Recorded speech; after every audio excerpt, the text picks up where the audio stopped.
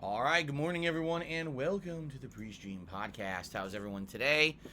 Phil here as usual. Who were you expecting? It's a good question. Today is Thursday, the 10th of March, 2022. Today is, as I like to call it, Flip Day. Why? Because we're flipping the streams today.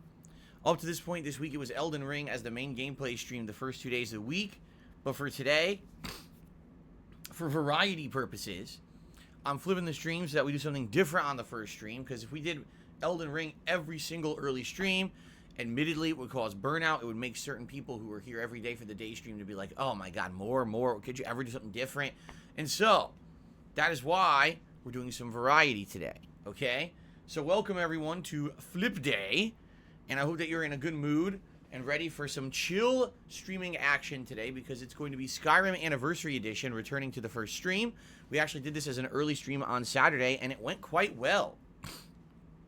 Yeah, attendance was good. Engagement was good. We had a lot of fun conversation and interactivity. Even support wasn't that bad. It could have definitely been worse for a game that's 11 years old at this point, I guess 10 years old at this point, and been an ongoing playthrough since December, and will probably continue to be an ongoing playthrough for the next several months. Pretty awesome, okay? So, excuse me. Hope you guys are ready for that. Now, today, incidentally, is also March 10th, also known as Mario Day, because MAR 10 kind of looks like Mario. I'm not playing any Mario today. Why not? Because there's no Mario to play, right? Like, there's no new Mario games. There's no old Mario games worth going back to at this point. I don't even have the Nintendo Online subscription anymore, where I can access a classic Mario game. Maybe if I did, I actually would.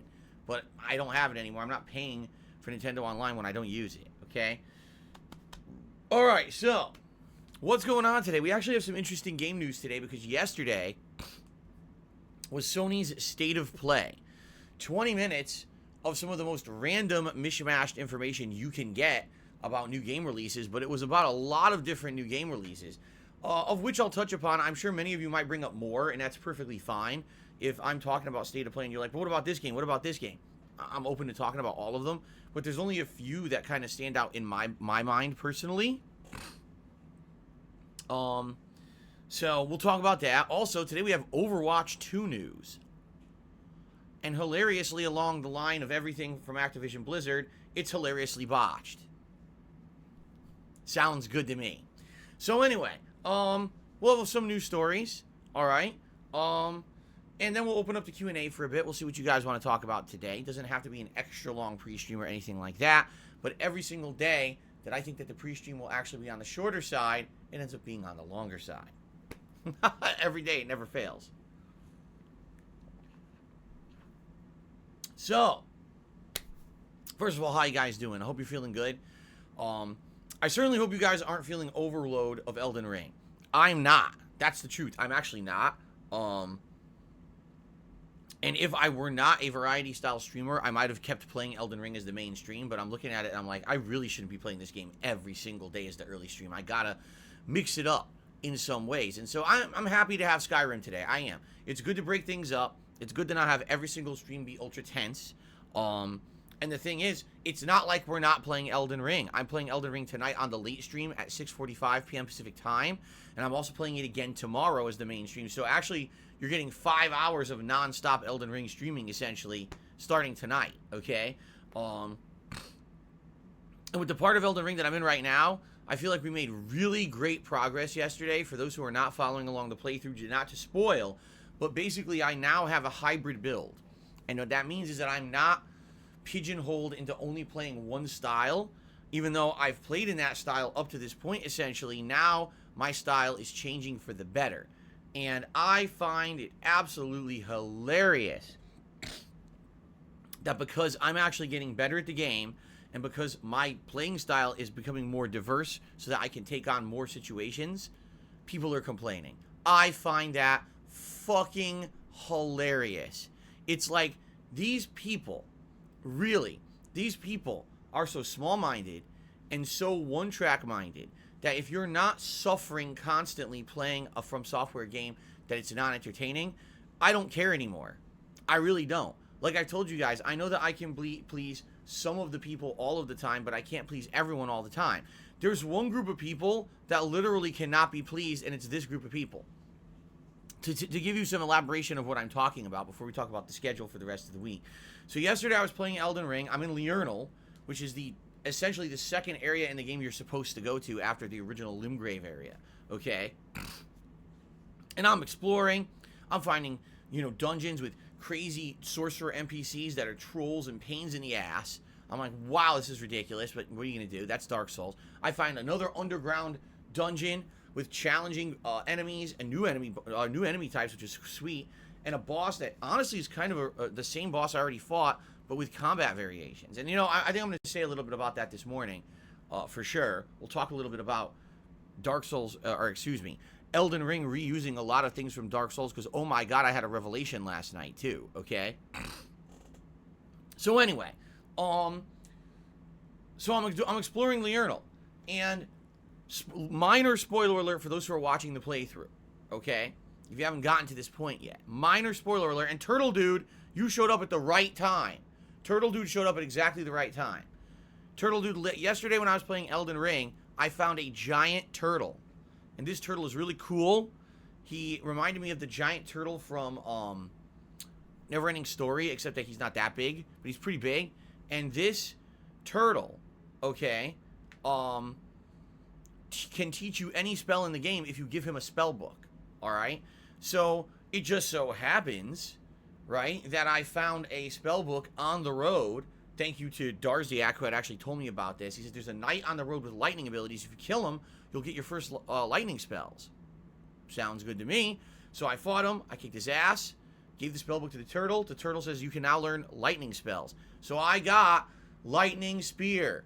Now, anyone who's followed my history with FromSoft would know the infamous history that I have with Lightning Spear. I mean, hell, I have a fucking intro picture drawn by a fan that says the return of Dick Lightning in Elden Ring. Ladies and gentlemen, yes, it is official. Dick Lightning has returned to Elden Ring. It's like it's been a full circle, because I haven't done this in a long time now. Dark Souls 2 was the last time where a faith build was effective for me, but we're doing it. And it basically is making my combat more diverse, because now I still have the Golden Halberd, which is very powerful. But if I'm fighting an enemy that really up-close fighting isn't super effective, or maybe it's more of a hit-and-run kind of a deal, I can alternate to the Lightning Spear and use it as ranged combat. Now, I will not spoil, because if you didn't see the videos yesterday, the last video of Elden Ring I put out yesterday was the best I feel in the entire series I've done so far. There was a boss that was tough, not kicking my butt tough, but still pretty tough. And I said, now what if I alternate between melee and using these ranged lightning spears? It worked perfectly. And for the first time, I felt like this is how they want you to play. They want you to be versatile. They want you to be able to do melee, but also on the fly, switch to ranged. They want you to be very mobile on the horse, but if you need to, get off.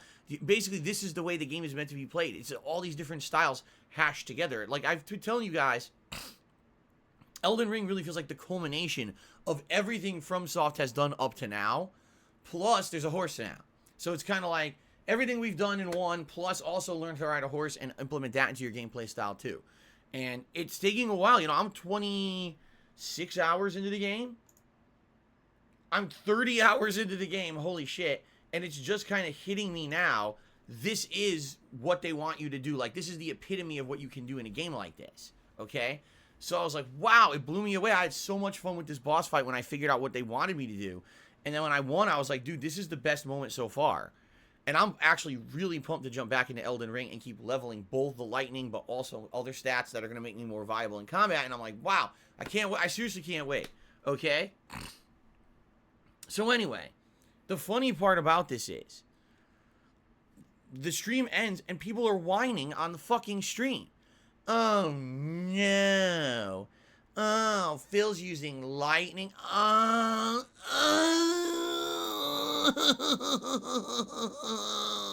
Hold on a second.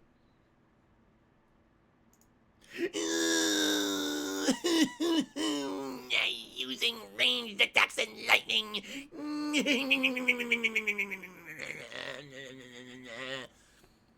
Literally the reactions. I'm not joking. That clicked the wrong thing. Hold on. Literally the reactions. I'm like, what are you fucking shitting me? They're acting like whining babies.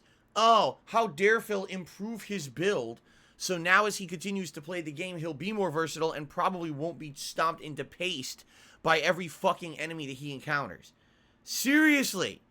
They were complaining that I started using ranged attacks.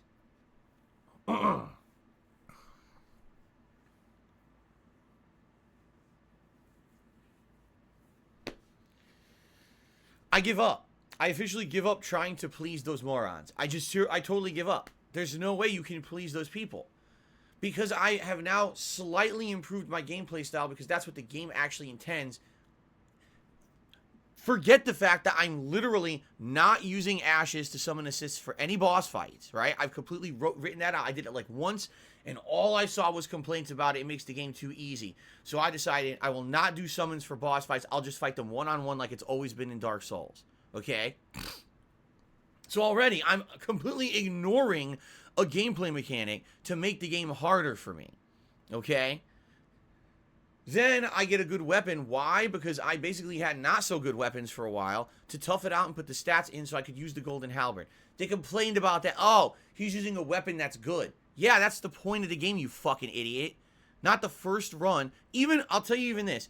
Even pro players, all right? Professional level FromSoft players have outright said, my first run is the experimentation run. What you're trying to do is figuring out what's a good build. You're trying to figure out what's a good weapon. This is not a challenge run. This is not a speed run. The first run is your exploratory run. And in a lot of ways, your first run through a FromSoft game is your best one because your eyes are open to all the things in the world. Now, you can have badass runs later. Oh, I want to just do this challenge run where only fists, or I'm only going to use a crappy level 1 sword, or I'm going to do this, or I'm going to do that. But even pros don't do that their first run. The point is to enjoy the game, try to figure out the builds, okay, and have a good time with the game. Seriously, that's how it's supposed to be fucking played. These idiots sit here and I'm destroying my microphone. Every little thing that I do in the game is a complaint. So, you know what? I don't care about those fucking people. I don't. They can go fuck themselves. I don't give a shit about those people who are going to sit here and complain about every piece of Dark Souls gameplay being implemented that I've learned, every piece of advancement I'm making, learning better builds and stuff. Oh, fuck you. I don't care. You're the same people, and I mean it. You're the same people who demand the death counter. Even though no one else does a fucking death counter. There is no demands on other streamers to have a death counter in their Dark Souls or FromSoft playthroughs. I know, because I've now seen some of their videos and streams, and they don't ever get that kind of demand from their audience, because their audience isn't a bunch of fucking idiots. Okay? Being honest.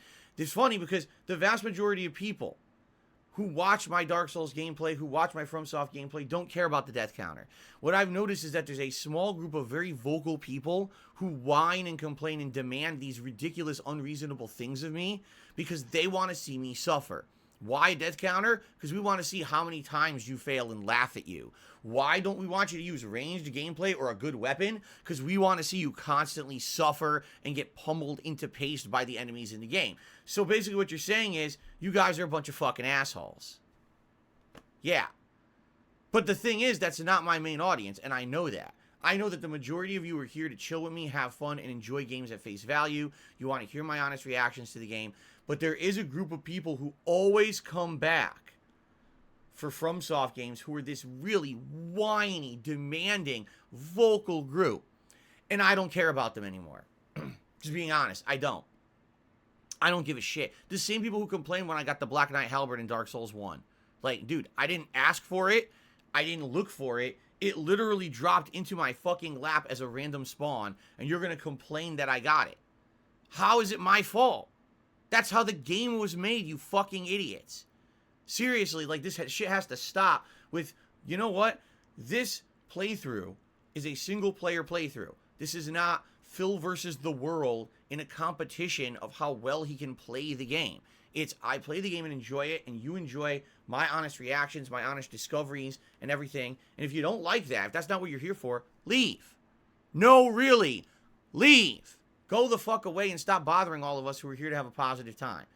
Because this little whining ass attitude is not going to get put up anymore. If I see it, it's gone. I mean it too. Like, I've had enough, and I've definitely decided, that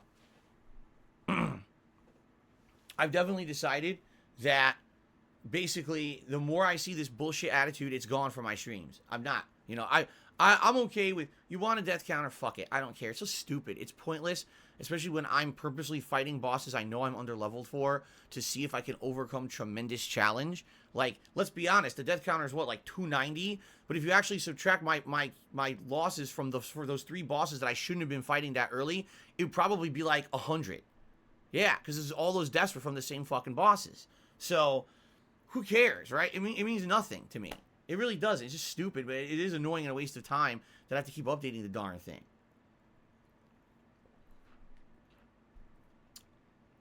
I'm not measuring the size of my E-dick to say, oh, because I died less than or more than everyone, or I beat this part faster than everyone else, or look what I found and no one else knew this about the game. I don't care. I'm playing it for me and to have a good time with my audience, period. I'm not here to prove that I'm a good player or anything. I don't care, okay? I really don't. So, that being said, I don't care about these unpleasable people who are just going to sit here and complain about everything possible. Oh my god, Phil's using lightning bolts now. Oh, this will ruin the playthrough. No, it will ruin your experience because you're here for the wrong reasons, because you're an immature, moronic idiot who just wants to see me suffer, and you don't deserve to fucking be here. If you're actually trying to make a streamer suffer, you shouldn't be on their fucking stream, you idiot. And by the way, what the hilarious part about all that is, the people who are the most demanding are usually the people who don't support anything anyway, right? They don't support the streams. They just sit here to whine, complain, and demand and never actually give back. So fuck them. I really don't give a fuck about them. From now on, I'm just moving forward with the Elden Ring, and the moment I see someone whining, oh, look, he's over-leveled, he's overpowered, bye. Done, and continue on. Not going to listen to them. It's complete nonsense anyway. It's white noise. It's just not nonsensical blathering from a bunch of fucking babies, and I'm not putting out with it anymore, all right? So anyway, the fun of this game is exploring and finding these things and then adding them to the way you play it. And man, like I said, by the end of yesterday's Elden Ring stream, I was blown away I was like, wow, so the hybrid approach is perfect. Riding the horse, using range attacks, swooping in and attacking with your melee a little bit, dodging the attacks. This is sweet. I was like, that was like one of the best boss fights I've ever had in a game. I was like, this is so good, and I hope the game has many more fights like this. Okay? So, very good, and I had tons of fun, and I'm very excited. I'm very excited for more Elden Ring. Okay? What's hilarious about this is Lekmik just said, in Dark Souls 2, you did a redemption run exactly because you used lightning spell in your first run. All of a sudden, now you're surprised people take issue with it. In the first run of Dark Souls 2, lightning was overpowered, but I used it because I found out it was overpowered when I was playing, and I said, fuck it, they put it in the game. People demanded a second run. In the second run, I did dual wielding, and then the same fucking people complained that dual wielding's overpowered. How dare I play it like that? And so I don't care anymore. You see what I'm saying? Like, it doesn't matter. This is a classic case of moving the goalpost. Okay? Moving the goalpost. It's bullshit. Whenever I do one thing, that's not good enough. Here's the next demand. Okay, I do that. That's not good enough. Here's the next demand. And I've had 14 years of content creation where people just move the goalpost. I don't care about your goalpost anymore. I'm not trying to reach your goal. I'm just having fun with games. And most of my viewers are with me on that. There's a small group of whining, demanding idiots who actually think you have to play games a certain way for it to be valid on the internet. Fuck you. I don't want to be valid for you. I just want to be myself and have a good time with games. I'm not here to please you anymore. And like I said, these people are not people who are supporting the content anyway. It's not like, oh, well, if Phil does this amazing challenge run where he doesn't use magic and use shitty weapons, at the end of the playthrough, I'm going to support the stream in a huge way. No, it's like, I'm just going to sit here and demand everything, and then at the end, I'm going to laugh because he died 1,000 times. Ha ha ha. Yeah? Guess what? Ha ha ha ha. Fuck you. I don't care about you. You fucking idiot. Okay. So, I'm very excited for more Elden Ring later tonight on the late stream. So, again, to recap, Skyrim right now, Elden Ring later tonight. Tomorrow, we flip it back, Elden Ring on the first stream, and it's going to be Friday Night Fights on the late stream Friday night. Old school Street Fighter fun. All right, I'm excited for this. We brought it back last week. It was very successful, and I'm looking forward to more tomorrow night. Saturday, more Elden Ring on the main stream, and the night stream will be Horizon Forbidden West. I'm actually opting to do some side content. Oh boy, this could be a mistake. I don't know. The reason I'm opting to do side content in the game is because there's some major storylines that have opened up as a result of your companions. You know, the characters who are the supplementary helpful characters in the game who you did missions with already. Well, they each seem to have like a post-game or late-game mission to do with them. Think companion or loyalty missions in like Mass Effect. That's kind of what I'm thinking here. So I want to do them and see what they are. But if I do one and it sucks ass, then I'm probably not going to continue. All right. So we'll see what happens, though. We'll see what happens on Saturday night and see if these missions are any good or not. Then on Sunday, again, we're going to flip the streams where it's going to be more Skyrim on the first stream. And then Sunday night to end my streaming week, it will be more Elden Ring. So there will be Elden Ring every day this week, but it is flipping a few times to night streams. Okay. The good news is there will be tons of progress. Think of it, from between tonight and then 2 more major streams and another night stream, we'll probably do major progress, maybe even finish up Liurnia, right? And move on to another region of the game by the end of the week, which is exactly the pace you should probably have in this game. Maybe once a week you finish a whole area and you move on to another area, right? So that's good stuff. Okay, now reminder, everyone. Big reminder, and I need to keep reminding everyone of this. This coming Sunday in the United States, it is daylight saving time. Oh, I hate it. I absolutely hate that we have to move our clocks forward and back like a bunch of morons with no reason for it because our government is so dumb they won't just stop doing it despite the fact that it has no practical purpose in the modern day. That's how our government is. Incredibly stupid, idiotic, and slow moving. So, because of that, our clocks are actually going to move forward 1 hour this coming Sunday. That means my streams are going to move back and start 1 hour earlier this coming Sunday, okay? And they will stay like that for a long time. I think the daylight saving time lasts from March all the way through like October or November. It's ridiculous how long it is. So, just so you know what's going on, I know that many of you don't live in the United States who watch my content. And I need you to know that I'm going to be here later, earlier. See how I'm confused. I'm going to be here earlier, starting Sunday. I don't want you to miss out on the first hour of all my streams because now you're confused because all the times changed. Okay? Fair enough? Okay. From what I'm to understand, as long as I put the streams up ahead of time, YouTube will show you the correct starting time regardless. Like, YouTube knows when there's going to be a time change overnight. So let's say, for example, Saturday night, I say, okay, Sunday morning stream 10:45 a.m. It'll know 10:45 a.m. Pacific Daylight Time, and it'll show you the correct time that I'm starting. I think that's how I'm to understand it, but we'll see what happens, I guess. Okay. All right. So that's Sunday. Just want to give you guys the heads up. All right. Outside of that, a little more housekeeping stuff. Thank you guys for engagement and thank you for everything. Everything's still going good. I just want to let you guys know we're almost 2 weeks into Elden Ring now, and everything is going really well on DSPGaming. The channel itself, views are still up. Engagement is still up. Admittedly, as I knew would happen, we're almost 2 weeks into Elden Ring, and the viewership is starting to dip a bit on the new videos. Why? Because not everyone is at 30 hours into the playthrough yet. A lot of people are playing the game at their own pace and then watching the videos slowly. If you watch, you'll actually notice that the earlier videos in the playthrough are still gaining views, which is rare. Usually when I upload a playthrough, they'll get views for a few days and then stagnates and almost doesn't get any more views anymore. But in the case of Elden Ring, that's not the case. The early parts are continuously getting more and more views and getting higher and higher in total views, while the later parts now are getting lower and lower because people are catching up, you see. But it's great, and I hope that you guys will continue to watch and enjoy the playthrough, among the other things that I'm doing, because there are people watching the other content as well, which is great. That's why I'm a variety streamer. But of course, right now, as we all knew, the major focus is Elden Ring, and that's where the most of the attention is coming to the channel right now. And that's, you know, I'm perfectly fine with that. That's why I decided to play Elden Ring every day in some capacity, because that's what people want the most of, all right? So, let's keep it rolling, right? That's all I have to say. Thank you for all of your support. Thank you for everything, right? It's been good. Okay, let's talk a little bit about gaming news. First of all, yesterday was State of Play for Sony, i.e. PlayStation. And on PlayStation, there's tons of new games coming up. And this 20-minute State of Play covered a ton of them. Now, it covered a lot, all right? First of all, one of the things that I'm interested in, but I'm a little skeptical about, there's a collection called the Teenage Mutant Ninja Turtles. I think it's like the Cowabunga collection or something like that. This collection is very interesting to me. Excuse me.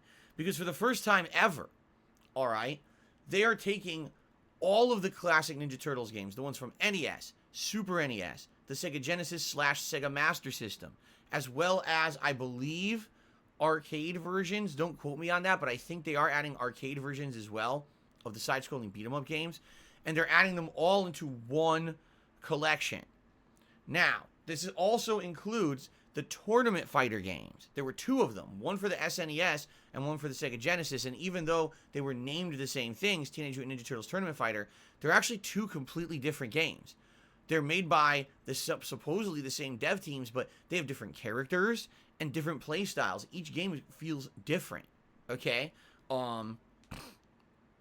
So, what's interesting about this is supposedly they are adding in online play. Now, I don't know how that's going to work. The Ninja Turtle fighting game has never had any kind of online play, nor has anyone really played it competitively because it never had online play.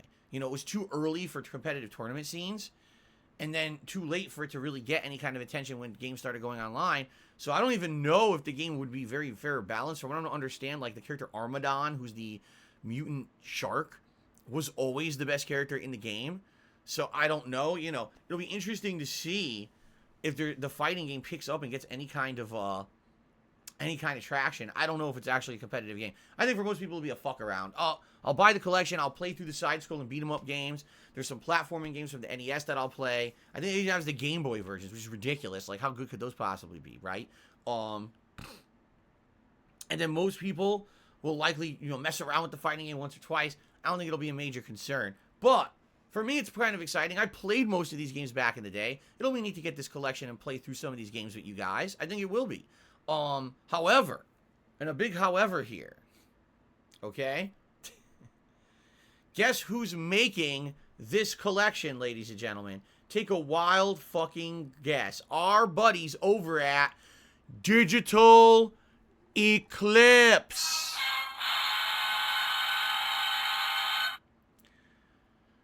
The same people who made the Street Fighter 30th Anniversary Collection and completely and utterly botched it. It seems like people forget that this company released the Street Fighter 30th Anniversary Collection, okay? First of all, bare bones, little to no content outside of just arcade mode and throwing you online. The online modes didn't work properly at launch. The lobby system didn't work properly at launch. The lobby system still doesn't work properly, where you invite people and they never get your invites. People drop from the lobbies constantly. The online netcode is terrible in these games. It really is. It's very rare when you actually get good online matches.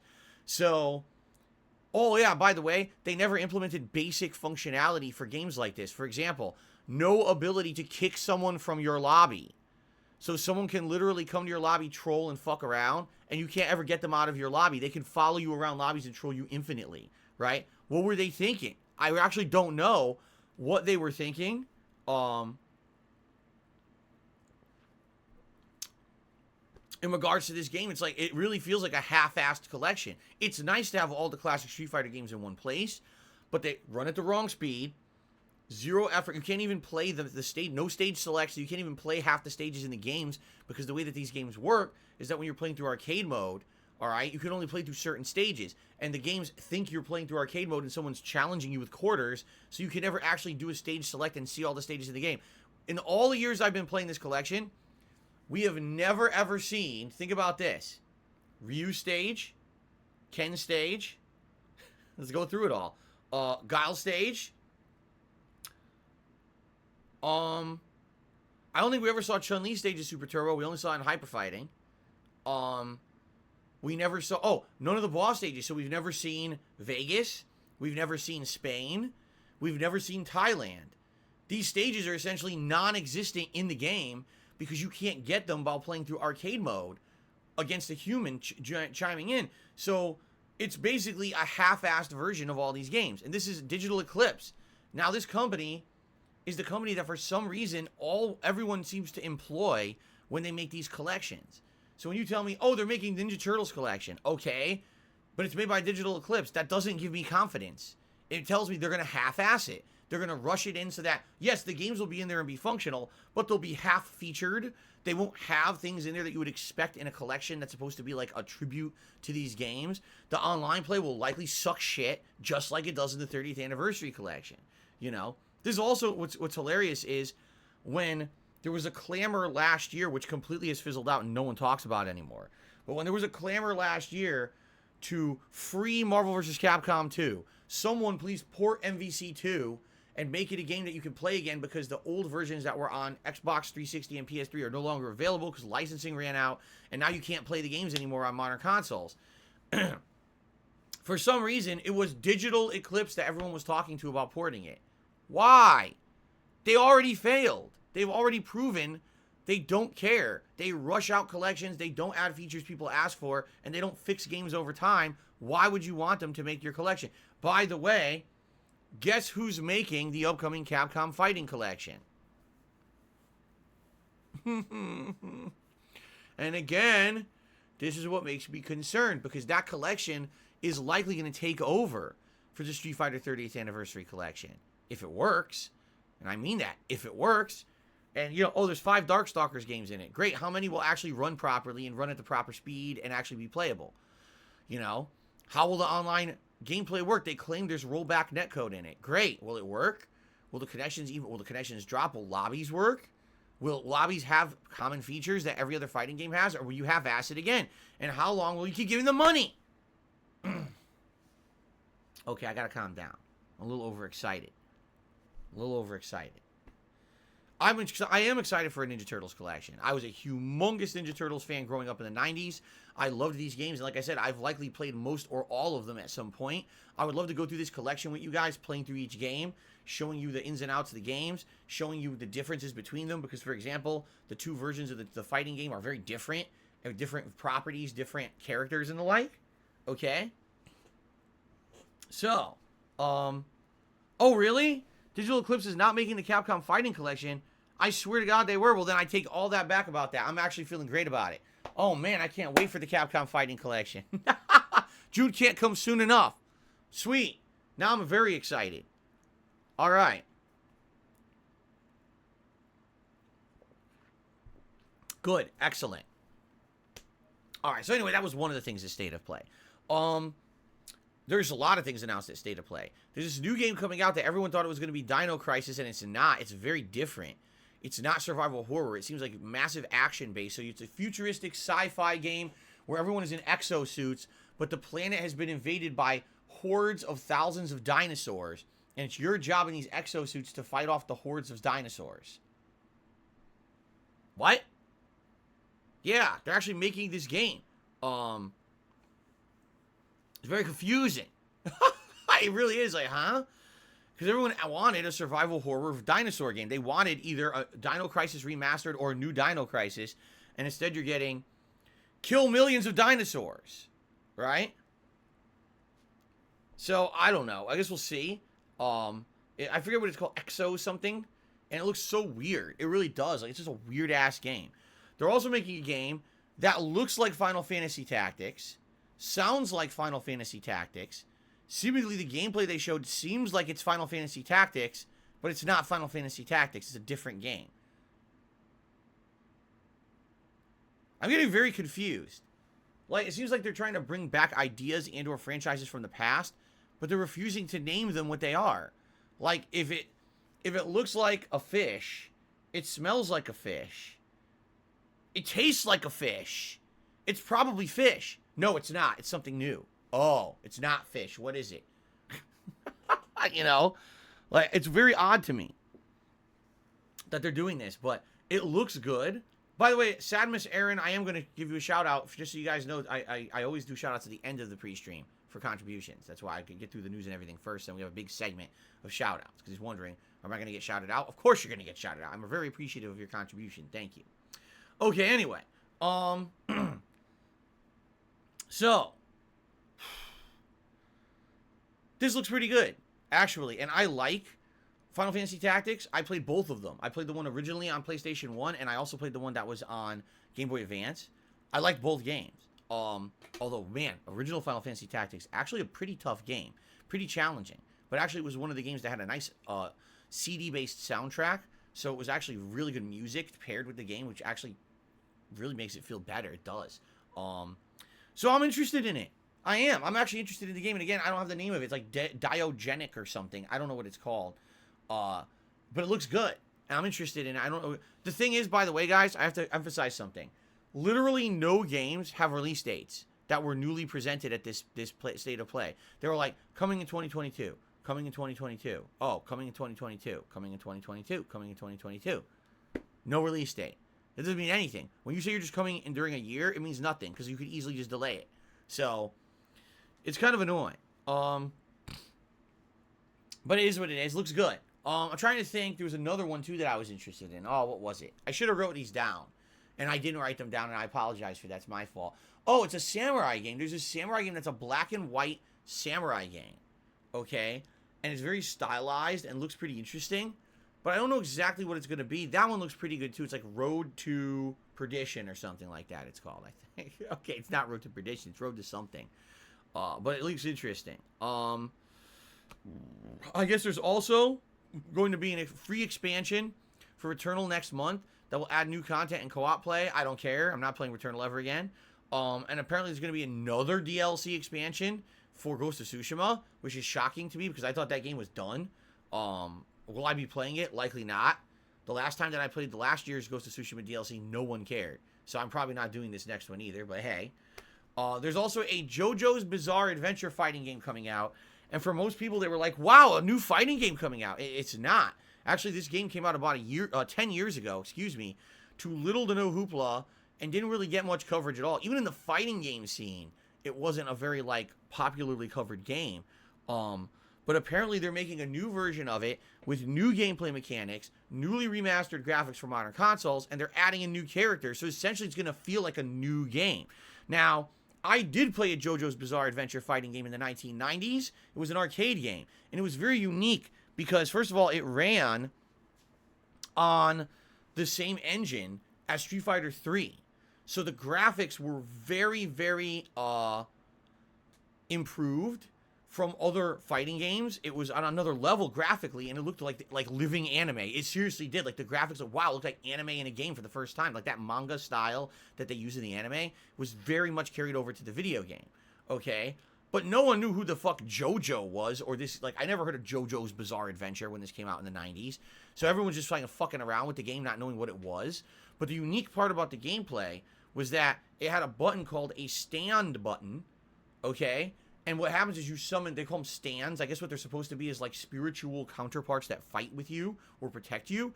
And each one is completely different. Some of them one of them has a giant sword that comes out and attacks, so you can do combos into it. One of them is like a shield. One of them does different things. So they all do different things. When you press the button, each character is unique in that regard, that they have a different playstyle because their stands act differently in the game. Now that was the 90s. I don't know if this game plays like that game or not. But it was kind of over-the-top flashy combos and stuff. But it wasn't as bad as, say, the current modern versus games where you get one hit and it's, 99% damage. It was nothing like that. I guess we'll see. How it goes. I'm interested in it, kind of. But I'm on the fence. It is a game that's 10 years old, supposedly. And no one really picked it up 10 years ago. You know what I'm saying? So maybe there's a reason for that. Maybe the engine isn't that good. I don't know. This is one that I'll listen to, and I'll try to see if there's any more information about it as we get closer to its impending release. But it's not something that I'm going to go crazy for or anything like that. For me, as you know, I'm into the old school. I'm actually way more excited for the Capcom Fighting Collection, playing Darkstalkers and the Hyper Street Fighter 2 Anniversary Edition. Those two games, I can't wait to play them. So. Okay, now, I may have very well missed other stuff in the state of play. That's okay if I did. If you guys think there's something critical you want me to mention, bring it up. But that was basically the ones that I thought were the most notable in this 20-minute state of play presentation, okay? All right, the other piece of news that I'd like to talk about today before we get to shout-outs for contributions is we have Overwatch 2 news. Interesting, because if you remember, Overwatch 2 has been caught in development hell for many years. It was originally announced over 2 years ago, and literally we've gotten next to no information about the game in over 2 years. Well, all of a sudden it was announced overnight. All right, finally here's some information. There will be a closed beta only for pros of Overwatch and or game devs and a few select journalists in March, okay? There will be an open beta PvP in late April.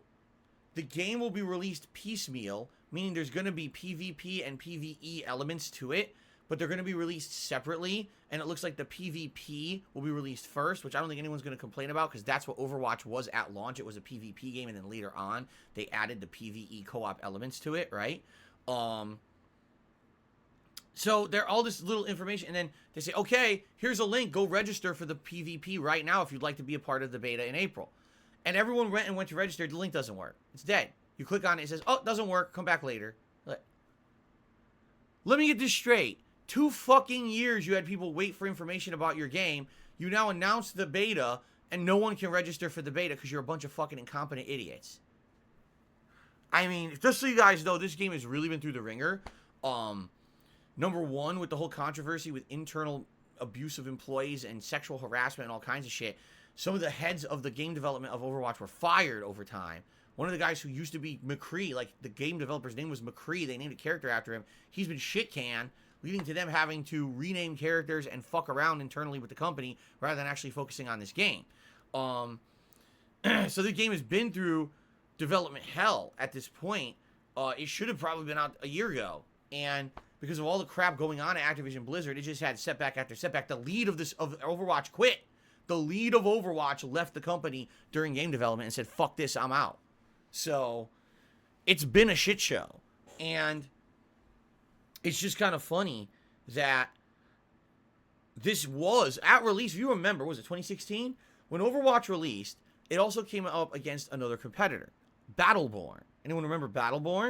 And it was funny because everyone was like, why do these games look so similar? It's like the same characters, but Battleborn had a different take. Battleborn was a hybrid game that played kind of like a real-time strategy game combined with first-person shooter. I know that sounds really weird because it was. Like, you would take over parts of a map, and then you'd have little mini guys protecting that part of the map, like minions and stuff, and then you would move on and go to other parts of the map, fighting human opponents, and then trying to take over those parts of the map. It was very weird, okay? It really was. And the problem was that when both these games came out, it's very simple. Overwatch ran at a silky smooth 60 frames per second. You could tell that because it was Activision Blizzard.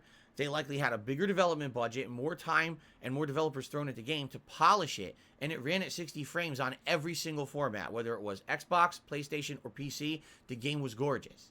Okay? Had a unique art style, had a unique flair to it. The characters all felt unique and interesting, had unique lines of dialogue and personality. In Battleborn, the game ran sub 30 frames per second on most formats and didn't look nearly as good as Overwatch, and definitely felt like they put more time into more characters and more gameplay elements, but less polish. So the game came out kind of wonky and flopped miserably, okay? And I remember at that time, all of a sudden Overwatch, like, exploded in popularity. It became this viral sensation. Memes out the ass. Everyone picked up this game. Everyone had a favorite character. You know what I mean? Like, Overwatch was fucking huge to the point where it got so popular, they created a professional league system, right? You know, actual Overwatch league where we got big arenas where people are playing against each other and official teams. You have to abide by codes of conduct to play the game on a professional level. This was serious business. What happened? Who talks about Overwatch today, right?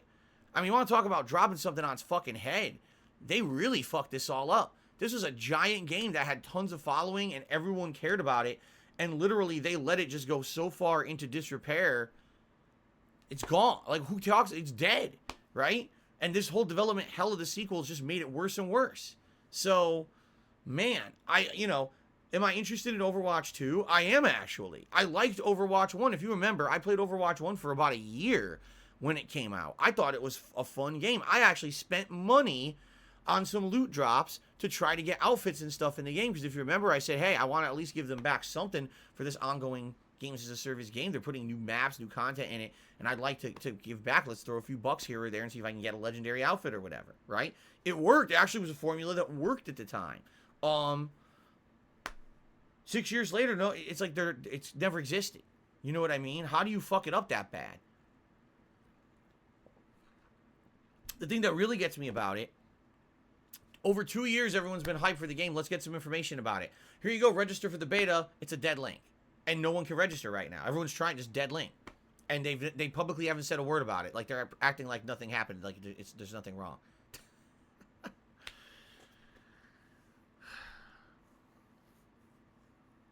Anyway. You know, I don't even know what else to say. It's a shit show, and I actually wish for the best for Overwatch 2. I would like to see it maybe come back to prominence. I have no confidence in it. With everything that's been happening at Activision Blizzard, when your company is stricken with all these accusations of terrible misconduct and half the people end up getting tossed off the project, right? Like a bunch of the people and upper heads of Overwatch got fired, and then the head of the director of that Overwatch team literally quit and said, fuck this, I'm out. I don't want to deal with this shit anymore. It's too dramatic and too bullshit. Can you imagine the state of this game, right? So, it would almost be the opposite. You might go to play it, and it's going to end up being unpolished, buggy, shitty, you know? Like, I have no confidence that this game will be any good.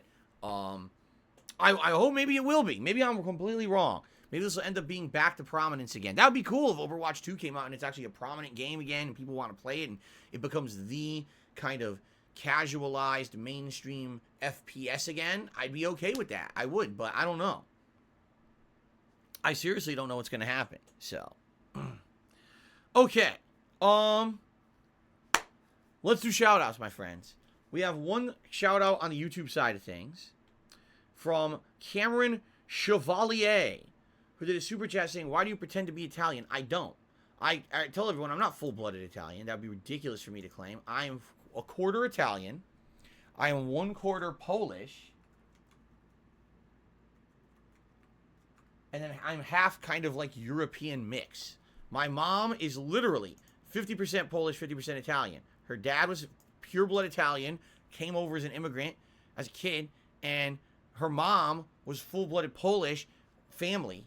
Did not come over as an immigrant, but, had lived here for a while and always Polish family, okay?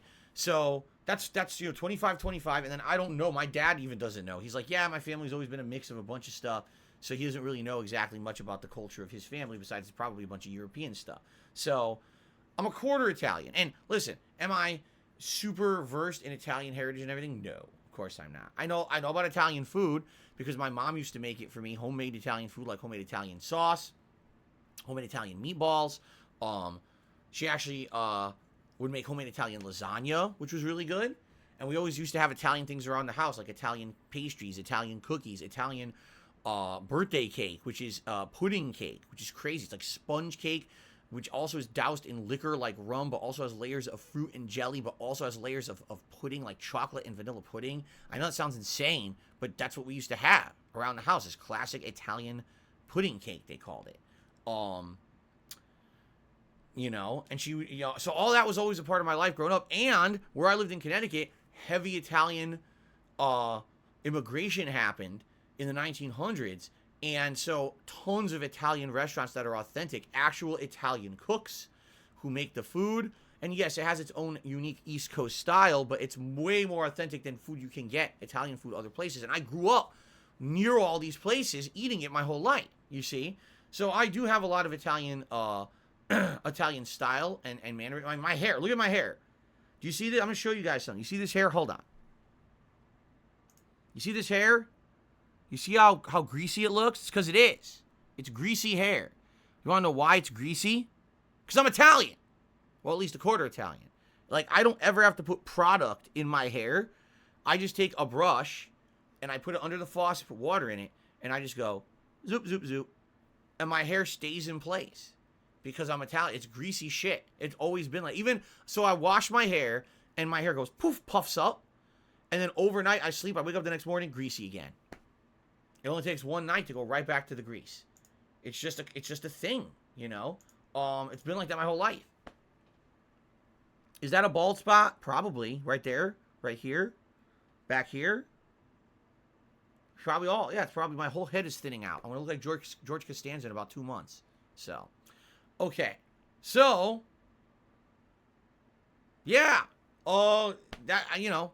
Why am I impersonating an Italian? I'm not. I never said I was a full-blooded Italian. You don't see me saying, Mamma mia, welcome to the stream of the Italiano game. I'm a Filipe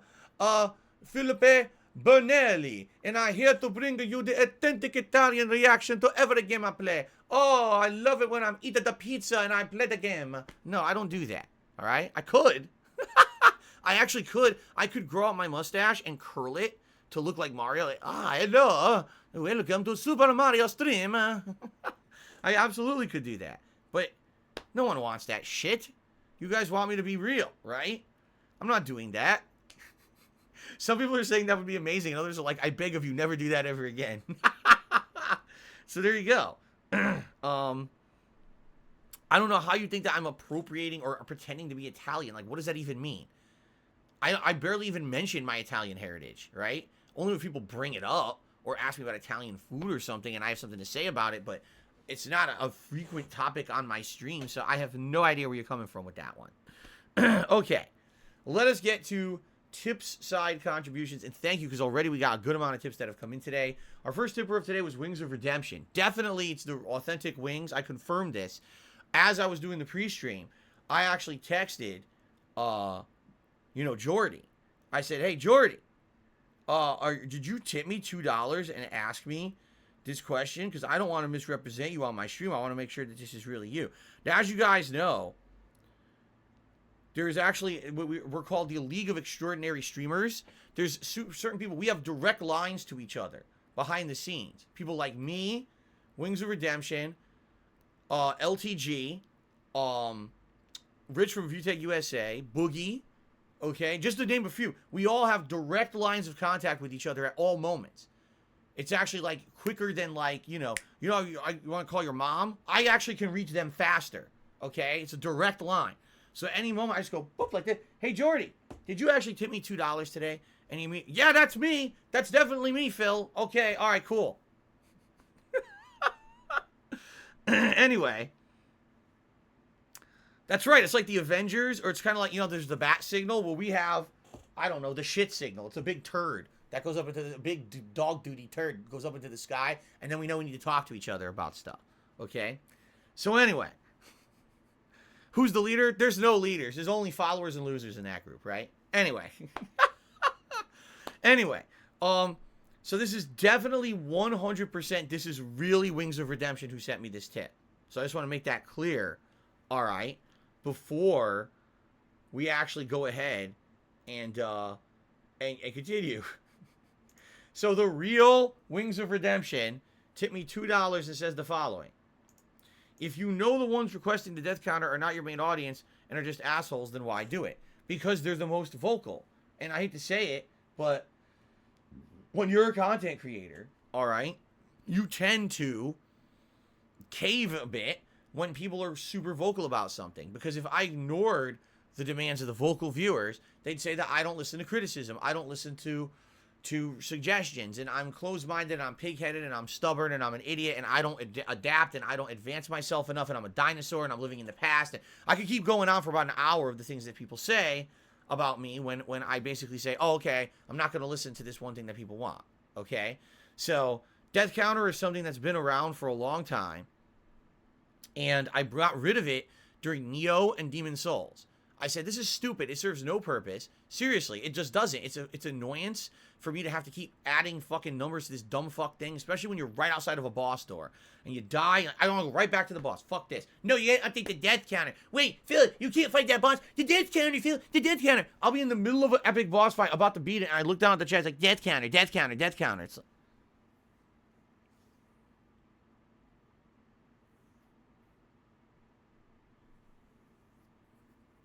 I swear to God, there's people out there that are like 35 years old and their balls never dropped. They never actually got like an ounce of adult testosterone in their body. They fiend over the bullshit things in life. Like the fucking death counter matters, right? That's their focus. It's like, how did your brain never have a mature thought that you think that this is what's important in life? I don't know. But anyway, yeah, that's the case. And I know that if I didn't put a death counter, literally you would have people sitting here just saying it constantly, complaining.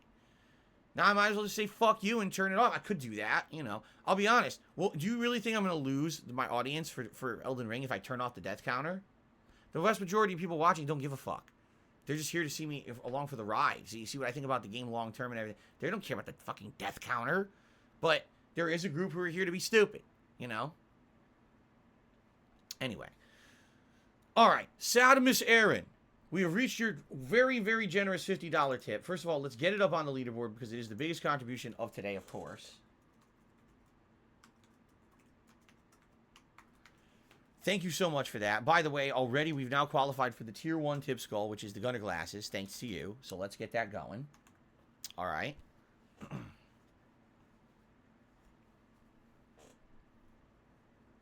Here we go.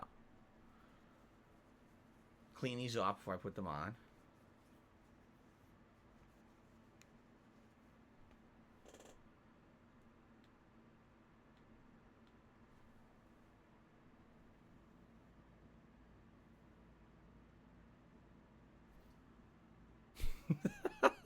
Okay. Let's read what Sadmus Aaron... I can't speak now. Let's read what Sadmus Aaron had to say.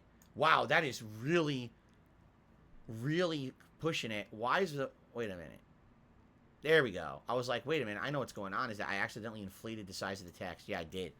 This happens sometimes. I do it by accident. There we go. Okay, so Sadmus Aaron says the following. $100 more if you make it to the max New Game Plus cycle and solo all bosses by any means with no ashes or summons. First of all, I don't even know what that means. Make it to the max a New Game Plus cycle? You're lost me. I don't even know what that means. Is there something, is there a New Game Plus cycle that, and there's a max level for it? I don't get it. I don't know what that means. Already I failed because there was one boss that I did summon. Wasn't it Murgit? Where I just wanted to see what the summons were because I didn't know what they were at that point. So I summoned and they were distracting Murgit and people already complained, you didn't beat Murgit. You had distracting summons and now it doesn't count. Excuse me.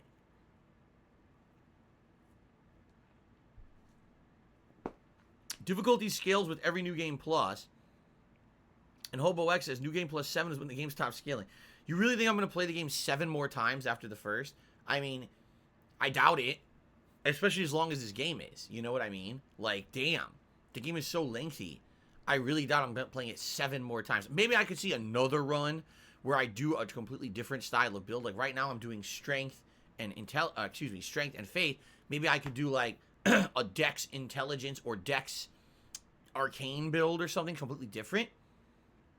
But very, I don't think I'm playing it 7 more times. But I could see a second run, especially a game like this that's so unique and open world, and you could do things different orders and different things. Like I said, the second run, I would basically know what to do right away. Like first thing I would do is head south, get those flask upgrades, right? Fight some of the easier enemies and mini bosses to get levels quickly, grab some of the better weapons quickly, right? And then start turboing through things in order. I probably would not fight the tougher, like I wouldn't fight the Tree Sentinel right away. I wouldn't fight the Big Dragon right away. I'd wait for those and do them when I'm a little bit higher level. Like I'm doing chunks of damage and stuff, you see?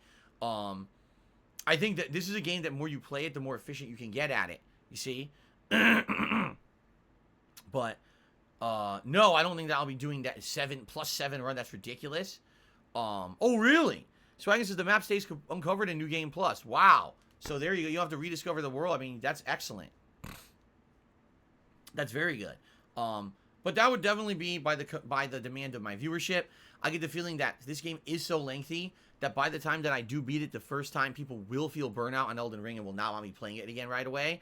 But then maybe later in the year, they'll request it. Hey, could this be like a stream you do alongside other new releases? To which I would say, yeah, I would probably consider it as long as the game stays at the level it's been right now and keeps getting better. Yeah, I probably would do it again. But I don't think I'm doing 7 times, maybe one more, okay? All right, so Sam Aaron says, all right, if you do that, I'll donate $100, all bosses, new game plus, no summons or ashes. I mean, that's what I'm doing right now. I'm trying to do it with no summons or ashes or anything, if you haven't noticed. I've actually heard that some bosses coming up are insanely difficult if you don't, that the game was designed in certain boss fights to use the summons, and if you don't, that you basically are really making it impossible for yourself.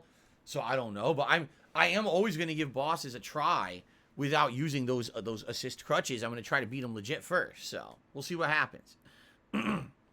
Okay, so thank you very much for that very generous tip. I appreciate that. The Lord of Waifus, Timmy, $4.20 says, Skeete, bang, bang, my brother.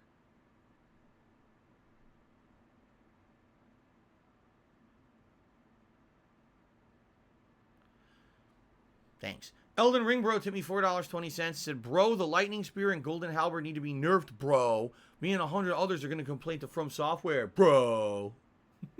Bro. All right. Sounds good. You go complain. Let's see how far that gets you. We all know that From Software always directly listens to fan feedback and immediately changes everything about their games. An anonymous tipper tipped me $1.50. Are you excited Logan Paul's announced to be a playable character in WWE 2K22? I don't know. Does shit smell? You know, are you excited for that?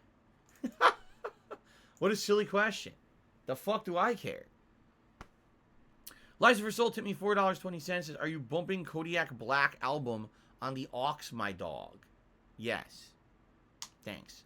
Nico tipped me $1.50. Says, I finished New Game Plus of Elden Ring in 3 hours and 17 minutes. Only doing what's necessary for the main story. It's very easy because you keep all of your gear. I can see speedrunners doing any % runs in less than 2 hours easily because most things are actually optional in the game.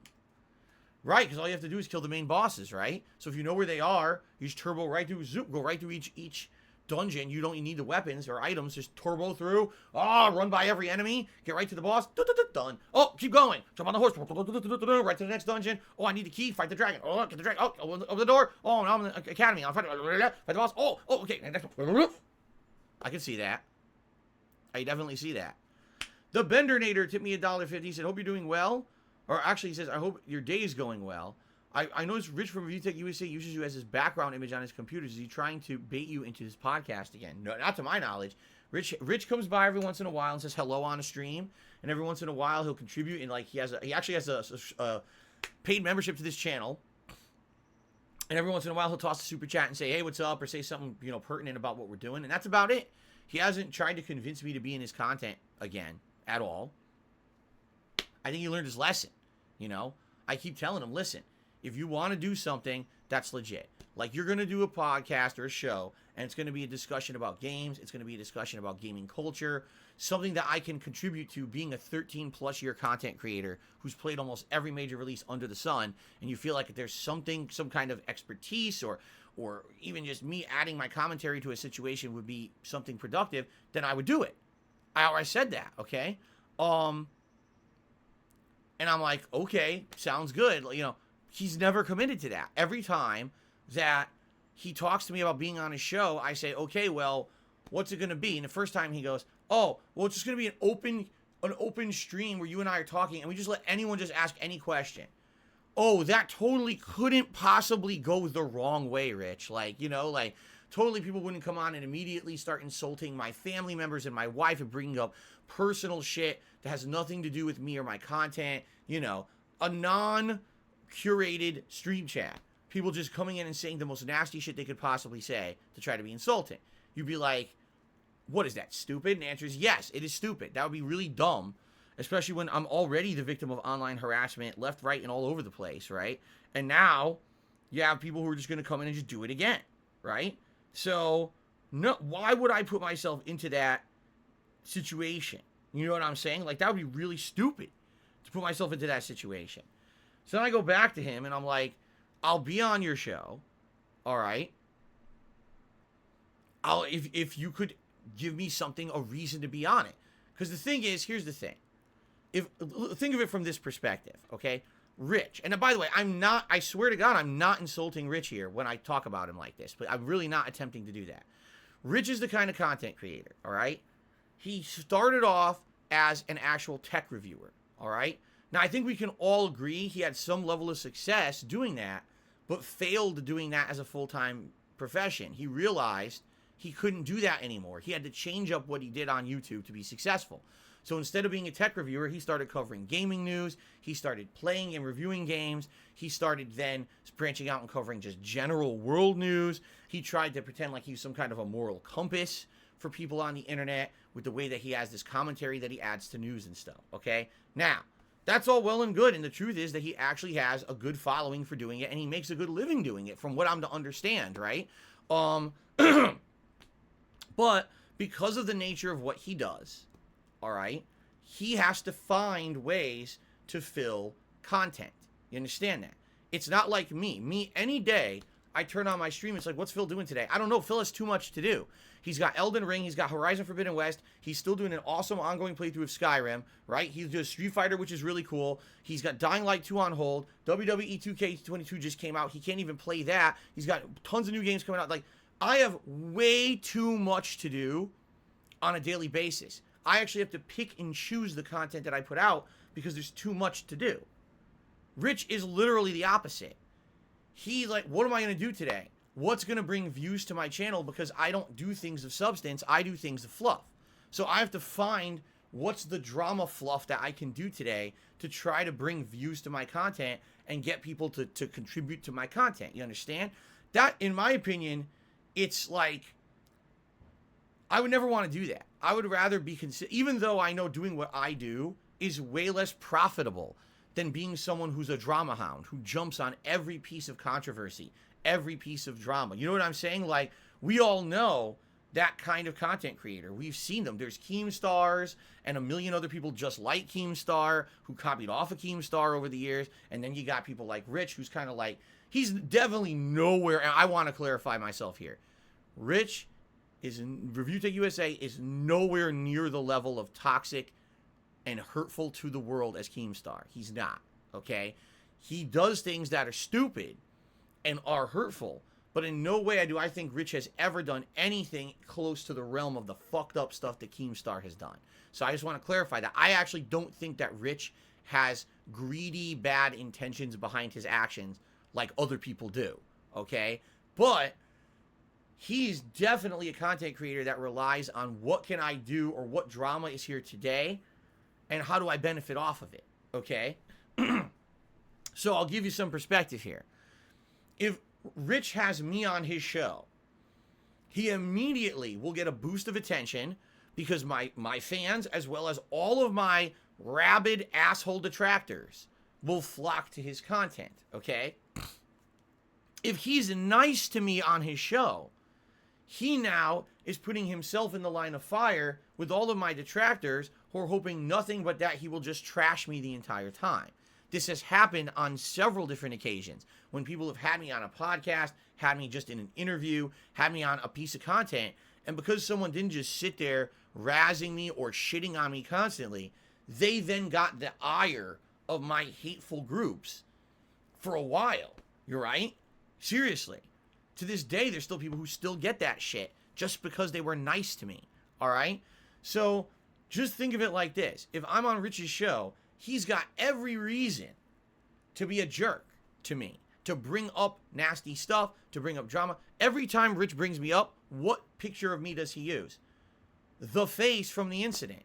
You know, the incident that was 6 fucking years ago and literally no one talks about or cares about anymore except him. Like, he can't get past that one moment in time because to him, that's the most dramatic moment that ever happened. The most stupid drama that's ever happened in my career online. So to him, that's the moment to reference because that's what brings him views and attention. You see what I'm saying?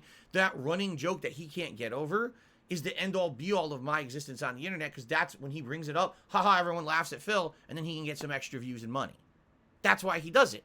If he was actually respectful, he would say, okay, here's someone who's been around for 13 years making content. Probably that one moment really sucked, but that's not the end-all be-all. Let's maybe stop referencing that one moment. because it's tired at this point. It is. It's really tired that someone would just constantly be bringing up the dumb shit over and over and over. It is. I've been so far removed from it. I've completely changed who I am as a content creator since then. You know, I'm not even the same person from 6 years ago. So they say to bring it up is like dumb. You're bringing up dead past that has nothing to do with anything in the present. You know what I'm saying? So that's what I mean. So for me to be in his content, you know exactly what would happen. He'd probably be nice to me for a while, and then all of a sudden he'd turn and immediately become dramatic and start bringing up dumb shit. And everyone gets a laugh at my expense. How does it help me? How does me being on Rich's content help? In reality, too, even if he didn't do that, let's say he actually had a legit show discussing gaming topics, right? And I'm going to have Darkside Phil on my show, and we're going to have an intelligent discussion, okay? Great. How does that benefit me? What is my content? My content is a podcast every morning and playing games all day, doing honest, reactive... It's not reactionary. It's reactive, right? Content. Like, I react to what I'm seeing in the game. I comment over it. I give you honest reactions, honest opinions. We play everything together. We have a good interactive time. There's definitely the social aspect of my stream is one of the positive things. So how exactly do I gain from being in his content, right? Think about that. Now, could I gain from him being in my content? Maybe if one of these days on a morning podcast, I said, ladies and gentlemen, today we're going to have Rich on the podcast, and we're going to have about a half an hour discussion about this and this, and I think that Rich could actually weigh in on this topic, and we could have a good conversation about it. That might help, because some of his viewers might want to come over and check out my content because he's in it and see that the podcast is something fun, and maybe they'll want to check out the podcast moving forward, or maybe even that will seep into some of my content. But literally, me being in his content is 100% benefit to him, 0 benefit to me. And by the way, we'll just stir up more drama because that will just get my haters going again. You know what I mean? What is the point? And the answer is there's none. There's literally no reason for me to be in it. It would have to be like, I feel like I'm doing a favor for the guy, right? He's going to do something interesting, a show, and he wants to be part of it. So I'm doing him a favor. Now, how many favors has Review Tech USA done to me over the years? Well, gee, there was the time when he said that DSPGaming was failing and that I was going to go out of business if I didn't change my ways. There was the time when he showed that my views were going down on the channel and that the sky was falling and the world was ending. There was the time when he showed my face from the incident 7,000 times in his content because he thinks it's funny when it's just immature and it's hurtful. Can I keep going? Should I keep going? I think you see my point. Like, he is the ultimate fair weather guy. If things are okay for him, then he's cool with everyone. But the moment that he needs something for a piece of content to bring attention to his content so he can make money for the day, it's time to shit on everyone. It's time to bring up someone in a negative light. It's time to bring up the embarrassing moment. You know what I mean? And I am not stupid. I know the kind of person that he is, and I know that he needs that. He needs that toxic shit constantly going for him to keep his viewership, because unlike me, Rich fed into it. I try to stay away from it. I try to make sure my stream chat is monitored. I don't want to talk about drama from outside of my streams. If something happens on my stream, that's one thing. But there's so much white noise bullshit that these idiots try to pull me into on a daily basis. And you notice, I ignore all of it. I pay attention to none of it. Phil, did you hear that this happened over here on this? I don't care. Fuck off. And if you mention it again, you're gone. That's not what this stream is about. Okay? We're here to have fun and have a good time with what we're doing here on stream. That's it. That's all I care about. We're trying to, a protected community, a fair community, a fun community, not something that's drama all the time. I want to stay away from it. Rich is the opposite. Rich was realizing he was failing as a content creator doing the stuff that he was doing, and he said the way that I can be successful is to feed into the trolls, to feed into the toxicity. Let me kiss chickens, let me suck cucumbers, let me take my shirt off on stream. Like, I know I bring up those 3 things all the time, but those are the 3 perfect examples of the things that he's done over the years to try to get that negative, toxic, lol cow attention and buy into the nasty shit that people say about him. He's like, oh, I might as well profit off of it. But the problem is when you go there, you can't ever go back. You've lost credibility. You've lost any kind of seriousness. You are a joke now. So now you must be a joke forever and always make money being a joke because you went to that level. You understand? I'm not going there because I feel that what I do has credibility. Does it have mainstream credibility? Am I ever going to be insanely popular and make tons of money? No. But what I do is value. People tell me every day, Phil, what you do is value. Your place is a cool place to hang out and have a good time with you. I wouldn't want to ruin that for the sake of making a buck. You understand? I would never want to go there because that destroys any credibility that I've had for 13 years as a content creator. And the thing is, are there moments, okay, that I fucked up and done stupid shit? Yes, they were well documented. Trust me, they're all over the internet, well documented. But I do my best to learn from those incidents and become a better person and content creator. Rich feeds into those incidents to make profit. And that's the difference between me and him. So what possible benefit could there be from me ever associating myself with him? And that's his own fault. If he had stayed credible, or at least tried to stay credible in some way, maybe I would, oh, wow, yeah, sure, I'd love to be on his show. He's known for a guy who covers these insightful topics and really, no, he's a joke. He made himself a joke for profit. He realized that, I guess, that's the best way to make a living on YouTube.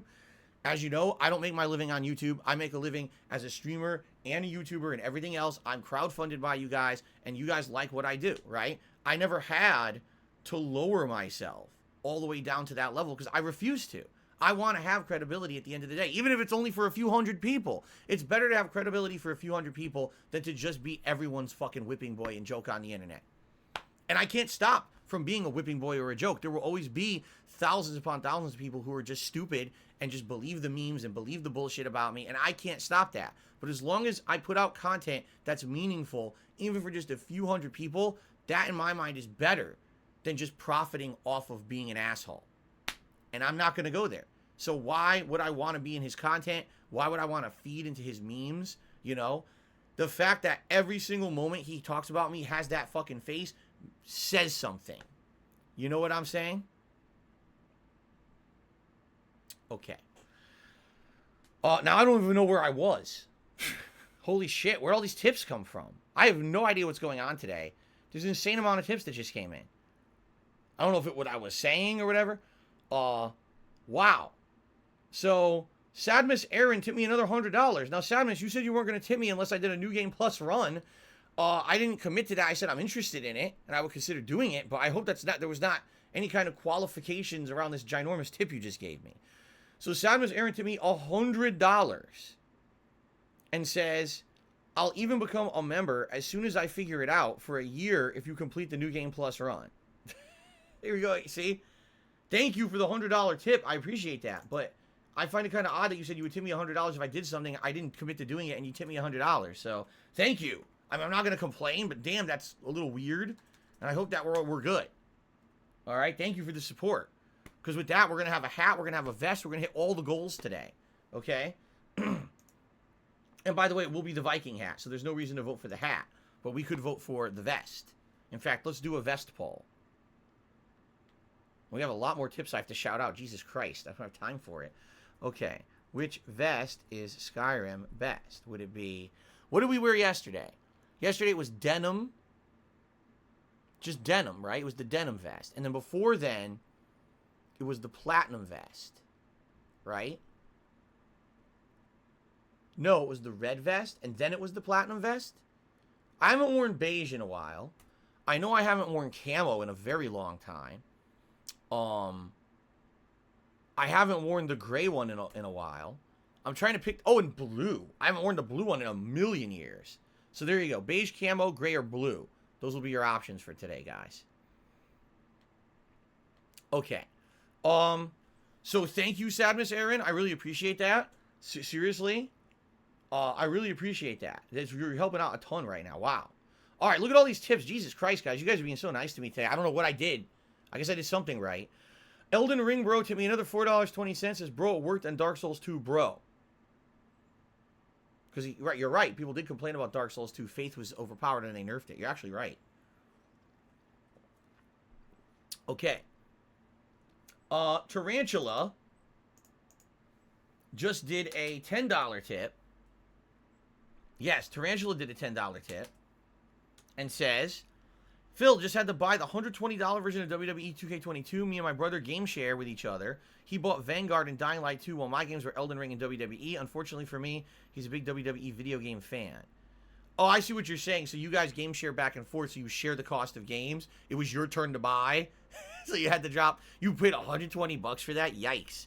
I mean, I hope that the DLC content's good, right? Because aren't you supposed to get a bunch of stuff over time? I hope it's worth it, because that double the price of the game is a lot for DLC content. Damn. Oh, well, I hope your brother gets his bang for his buck. Give it a try yourself, see if you like it. At the very least, the created content is silly after a couple months to fuck around with. Okay. Lycifer Soul tipped $10 and said, I'm your biggest fan. Thank you, Lycifer Soul. Then he did a $20 tip and he said, here for that Tree Sentinel boss fight without leveling up. Alright. And I didn't. I hadn't leveled up yet, right? I thought that I beat him before I ever did, right? Yeah, I did. I beat him before I ever leveled up. Wait, is that the right number? I think I'm off by $1. Hold on. 181, it's 30, so it should be 211. There we go. Awesome, thank you. CM Fool, tip me $4.20, says, DSP, it is time for Babylon to fall. Oh, no, it is not. We are not playing that shit fest. Hell no. Life's First Ultimate, another $4.20, says, I love the name of your podcast. It's PreStream. It's very original and to the point. Okay, then. Thank you. Malcolm tipped me $5. He says, have a great stream, Phil. I'm glad to see Skyrim getting more day streams. Can't believe Jasper likes the taste of Nord flesh. He does now. He's had his first taste, and maybe he just can't stop, right? It's like Pringles. You have one, you can't stop. You eat one Nord. Oh, man. They're all just a delicious buffet. So Sadness Aaron tipped me another $20. Holy crap. He says, I know you didn't commit yet. I'm doing my thing, but to be honest, no worries. Hopefully you'll do it. It'll be exciting to watch and would definitely get me to donate more as you make progress. I love watching Elden Ring. All right. Well, thank you very much. Sadmus Aaron. Dan the Man to me $6.56 and says, hey, Phil, what's going on? Thank you very much. Dan the Man, good to see you. And then CM Fool to me $4.20. It says, I'll tip you $1,000 if you play The Quiet Man, Side B, Stalker, and Babylon's Fall. No. But thank you for the tip right now. Appreciate that. Now we have YouTube side contribution. What happened? Holy crap, what happened today? This is nuts. Thank you. I mean, thank you guys, but jeez. Okay. YouTube side contributions. Kyle, oh, wait a minute. Anime Fist became a channel supporter. Thank you, Anime Fist, for becoming a channel member. I appreciate that.